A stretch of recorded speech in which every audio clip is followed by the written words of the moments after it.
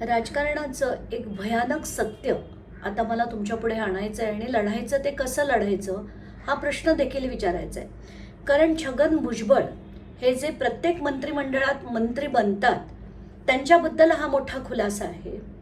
त्यांच्या विरुद्ध 2014 मध्ये मी आम आदमी पार्टीत असताना पिटिशन केलं होतं, PIL केलं होतं आणि त्या PIL नंतर 2.5 वर्ष ते जेलमध्ये होते. महाराष्ट्र सदन आणि इतर 7 घोटाळ्यांमध्ये त्यांच्यावर चौकशी चालू होती, चार्जशीट फाईल झाली होती. चार्जशीटमध्ये सगळं एस्टॅब्लिश झालं होतं की भ्रष्टाचार झाला, त्यातला पैसा आला, त्यातनं अनेक प्रॉपर्टीज घेतल्या गेल्या, पैसा फिरवला गेला. या सगळ्या गोष्टी त्या चार्जशीटमध्ये नमूद असताना छगन भुजबळ कोविड काळात सेशन्स कोर्टात जातात. सेशन्स कोर्टाकडनं त्यांना डिस्चार्ज मिळतो आणि त्यानंतर डिस्चार्ज मिळाल्यानंतर तेव्हाचे PP हे लॉ अँड ज्युडिशरीला विनंती करतात की त्याच्या विरुद्ध आपण हायकोर्टात अपीलमध्ये म्हणजे रिव्ह्यूमध्ये गेलं पाहिजे. असं असताना म्हणजे त्याच्यातले घाण कशी होते ते मी तुम्हाला आता सांगणार आहे. 26 नोव्हेंबर 2021ला एक GR निघतो आणि त्या GR मध्ये सरळ सरळ लिहिलेलं आहे की या सगळ्या पिटिशन ज्याच्या डिस्चार्ज मिळाला त्याच्या विरुद्ध हायकोर्टात जाण्याची गरज आहे. पण तेव्हा सरकार कोणाचं होतं? उद्धव ठाकरेंचं. उद्धव ठाकरेंचे ते मंत्री होते. म्हणून तेव्हा उद्धव ठाकरेंच्या सरकारने ताबडतोब म्हणजे मार्च 2022ला एक नोटीस काढली आणि त्यात त्यांनी आधीचा जो GR होता हायकोर्टात जाण्याचा त्याला रद्द केला. आता रद्द केल्यानंतर इथे थांबलं नाही. ते एक आमदार होते, त्यांनी अधिवेशनात हा मुद्दा बऱ्याचदा मांडला आणि त्यानंतर फडणवीस सरकार आलं. फडणवीस सरकारमध्ये सुद्धा परत छगन भुजबळ गेले. छगन भुजबळ त्याच्यात गेलेले असताना तेव्हा एका आमदारांनी त्याच्या विरुद्ध अधिवेशनात सगळं मांडल्यामुळे पुन्हा 12 एप्रिल 2023ला आणि एक GR निघाला. तर आता हे GR निघून सुद्धा फडणवीस सरकारने 23 पासून 25 पर्यंत कुठचीही कारवाई केली नाही. त्याच्या विरुद्ध मी रिव्हिजनमध्ये गेले, तो भाग सोडा. त्याच्यात पुढे काहीच झालं नाही, तो भाग सोडा. पण ACB कडनं अँटी करप्शन ब्युरोकडनं हे करणं क्रमप्राप्त होतं, ते त्यांनी केलं नाही. आता याच्यातला दुसरा मोठा खुलासा, भुजबळांकडे प्रचंड प्रमाणात बेनामी संपत्ती सुद्धा आहे. म्हणजे त्यांची बेहिशोबी मालमत्ता एक भाग झाला, बेनामी संपत्ती हा त्यातला दुसरा भाग आहे. आणि त्या बेनामी संपत्तीमध्ये 2016 मध्ये एक कायदा आला. त्या कायद्याचं नाव होतं बेनामी ट्रान्झॅक्शन प्रोहिबिशन ऍक्ट. हा कायदा आल्यानंतर 1 नोव्हेंबर 2016ला त्याचं नोटिफिकेशन निघालं. नोटिफिकेशन निघाल्या मला आशा वाटली की बाबा खरंच मोदी सरकार काहीतरी करतंय असं समजून मी त्याचा अभ्यास केला आणि त्यात बघितलं तर 470 दिवसात चौकशी पूर्ण होऊन कारवाई झाली पाहिजे त्या कायद्याअंतर्गत, अशी त्याची ती पूर्णच्या पूर्ण टाइमलाईन होती. आता हे टाइमलाईन झाल्यानंतर मी 25 नोव्हेंबर म्हणजे 25 दिवसाच्या आत पहिली भारतातली बेनामी ट्रान्झॅक्शन प्रोहिबिशन ऍक्ट खालची पहिली तक्रार मी केली. आता ही तक्रार मी 2 व्यक्तींविरुद्ध 2 एंटिटीज विरुद्ध केली.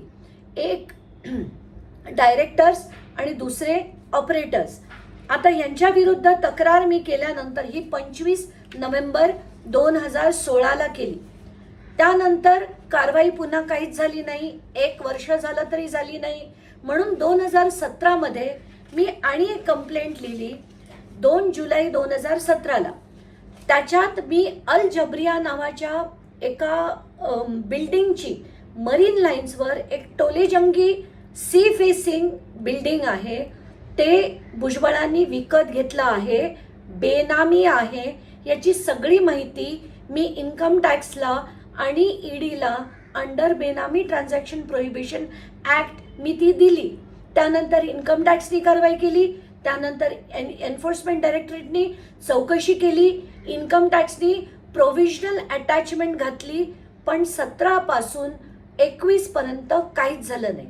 त्याच्यानंतर भुजबळांनी हायकोर्ट मूव्ह केलं आणि त्यांना एका सुप्रीम कोर्टाच्या एका आदेशाचा आधार घेऊन त्यांनी हायकोर्टात आपली बाजू मांडली आणि हायकोर्टाने त्यांना ह्या ईडीला आणि इन्कम टॅक्सला बेनामी ट्रान्झॅक्शनमध्ये बेनामी प्रॉपर्टीज विरुद्धची जी त्यांची कारवाई होती ती थांबवण्यात आली. आता ही जी सुप्रीम कोर्टची ऑर्डर होती त्या सुप्रीम कोर्टच्या ऑर्डरवर रिव्हिजन पिटिशन टाकलं गेलं. गणेश डीलकॉम नावाची ती वर्सेस युनियन ऑफ इंडिया हे जे पिटिशन होतं त्याच्यात सुप्रीम कोर्टाने रिव्ह्यू पिटिशनमध्ये या सगळ्या ऑर्डरला रिव्ह्यू केलं आणि त्याच्यानंतर ही ऑर्डर पास केली. आता त्यातला एक छोटा भाग मी वाचून दाखवते. The review petition is allowed. Signed order and the judgment dated 23rd August 2022 has been recalled. म्हणजे ती सुप्रीम कोर्टाची जी आधीची ऑर्डर होती ती रिकॉल झाल्यामुळे छगन भुजबळांविरुद्ध आता कारवाई पुन्हा IT डिपार्टमेंटनी सुरू करणं गरजेचं होतं, पण ती पुन्हा केली नाही. आता ही ऑर्डर आली होती 18 ऑक्टोबर 2024. माझ्याकडनं 1 महिन्याचा डिले झाला आणि त्यानंतर बीडचं ते पूर्ण सगळं संतोष देशमुखांचं सुरू झाल्यामुळे मला डिसेंबर ते एप्रिल वेळ मिळाला नाही. मग मी परत एप्रिल 2025ला पुन्हा इन्कम टॅक्सला लिहिलं की याच्यावर सुप्रीम कोर्टाचं रिव्ह्यू पिटिशन आलंय. ऑर्डरमध्ये सरळ सरळ नमूद आहे की याचा पुन्हा आता सगळ्यांनी याच्यावर कारवाई करावी, तर तुम्हाला आता ही कारवाई करणं क्रमप्राप्त आहे हे म्हटल्यानंतर इन्कम टॅक्सनी पुन्हा स्पेशल कोर्ट मूव्ह केलं आणि काल आता ही ऑर्डर आली आहे की छगन भुजबळांच्या बेनामी संपत्तीची चौकशी पुन्हा एकदा सुरू करण्यात येत आहे. पण मला तेच सांगायचं तुम्हाला की सगळ्या सरकारना असे भ्रष्टाचारी लोक हवे असतात आणि म्हणून या कारवाया त्या सगळ्या थांबवल्या जातात. मग ती ईडी असो, इन्कम टॅक्स असो, ACB असो, कोणाचीही असो, सगळे GR काढलेले GR रद्द करतात. म्हणजे असं आपल्याला म्हणताच येत नाही. आधी उद्धव ठाकरेंनी रद्द केला, मग फडणवीसांनी GR आणून सुद्धा कारवाईच होऊ दिली नाही. तब्बल 2 वर्ष. म्हणजे प्रत्येकाला हे भ्रष्टाचारी हवेसे वाटतात. म्हणूनच आपल्याला आत्ताच्या घटकेला मी ठरवलं होतं की लावून धरायचं आणि एप्रिल महिन्यात ती तक्रार दिल्यानंतर त्याच्यावर आत्ताच्या घटकेला पुन्हा चौकशी सुरू होणार आहे. तर असा लढा देत राहावा लागणार आहे. कोणास ठाऊक किती वेळ. मला एवढंच सांगायचं लोकांना की आता आपल्या सगळ्यांना मिळून हे लढण्याची गरज आहे. नाही तर हेच भ्रष्ट आणि बेनामी संपत्ती, बेहिशोबी मालमत्ता असलेले भुजबळ आता सातपुडा बंगल्यात राहायला जाणार आहेत. आणि हे जर आपल्याला सगळ्यांना मिळून खरी लोकशाही जर आणायची असेल तर यांच्या विरुद्ध लढणं गरजेचं आहे.